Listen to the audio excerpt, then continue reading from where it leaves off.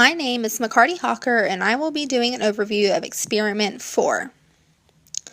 I will begin by adding 25 milliliters of hydrochloric acid to 10 grams of cereal.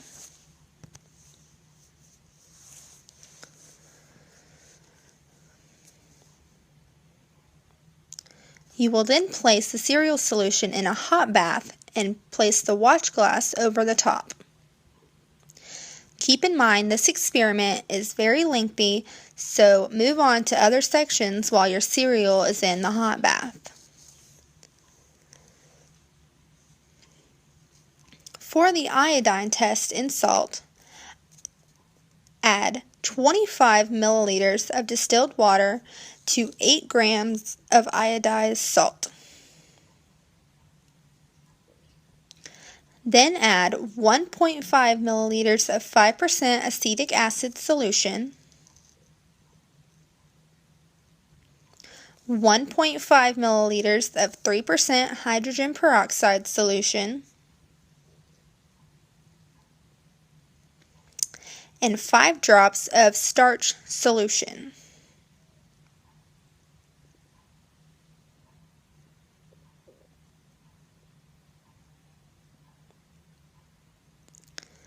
You will then stir the solution. The dark blue color change indicates a positive test for iodine in the salt. You will repeat these steps for the unknown salt given to you by your TA during the experiment.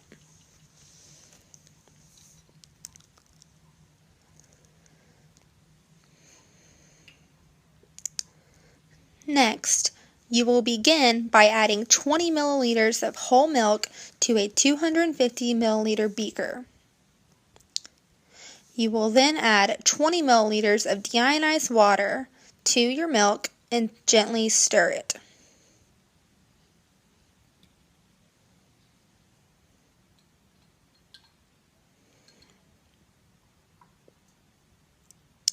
Next, you will gently stir in 10 milliliters of 5% acetic acid solution to the milk.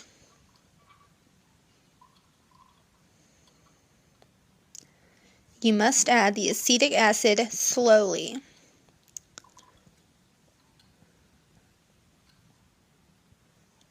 Milk fat and casein protein will precipitate.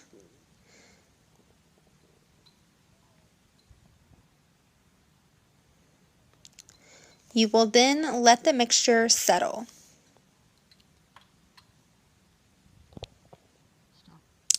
Next, you will filter the milk through a vacuum filtration system.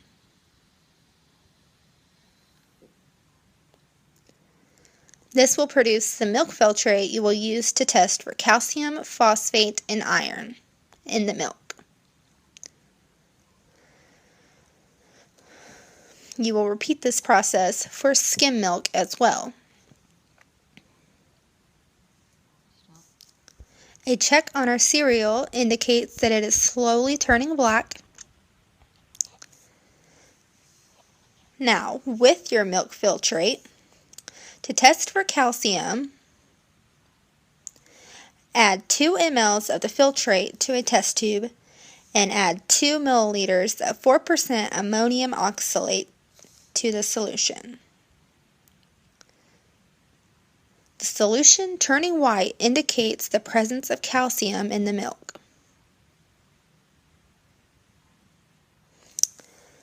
For phosphate, put 3 milliliters of milk filtrate into a test tube. Then add 3 drops of concentrated nitric acid. Be careful with nitric acid because it is very corrosive to the skin and it is recommended that you wear gloves.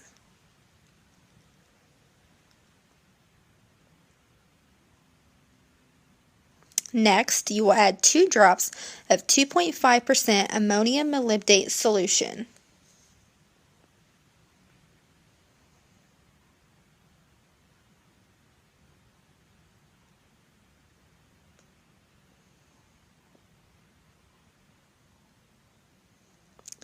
Once you have added the 2.5% ammonium molybdate solution, Take the milk solution to the hot bath.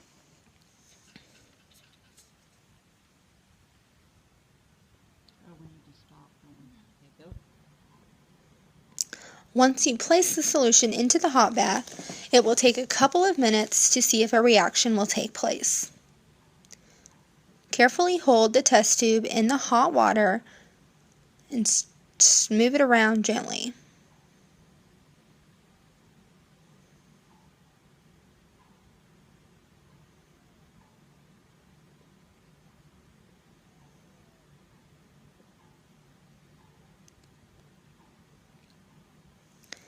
The formation of the yellow precipitate indicates a positive test for the presence of phosphate ions.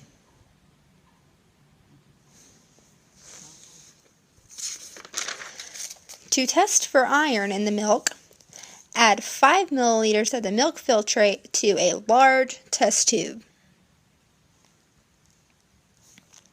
You will then add 1 milliliter of 0.2 molar potassium ferricyanide solution. A dark blue color would be a positive test for iron, so the milk filtrate does not contain iron. Now you can see the cereal is completely black and ready to be taken out of the bath to cool. Carefully remove the beaker from the hot bath and set it down where it can cool for approximately 20 minutes before you test for iron. We will be using a gravity filtration system for the cereal.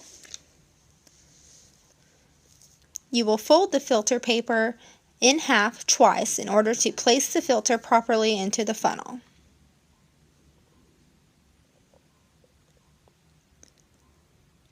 Take an outside edge to make your cone and place the filter in the funnel.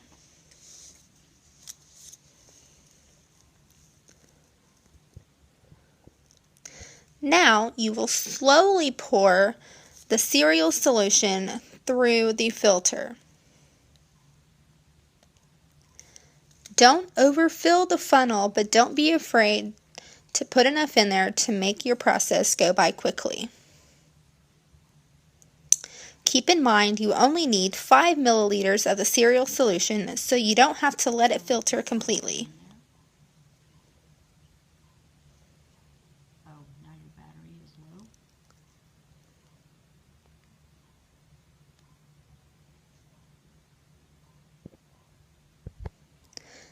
This is a slow process, so while you wait, you can prepare your 0.1 molar potassium ferricyanide to add to the filtrate to test for iron.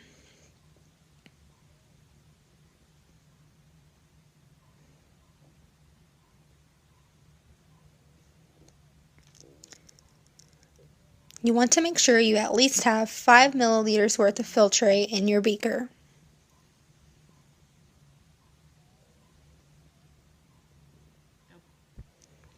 Once you have your filtrate, add 5 milliliters of the filtrate to a small graduated cylinder and then add that to a small test tube.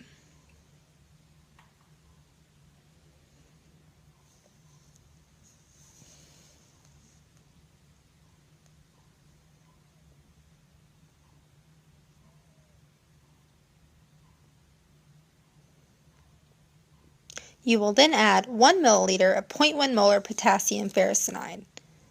The dark blue color indicates the presence of iron in the cereal. You will repeat this process for 2 other cereal types in the experiment. Thank you.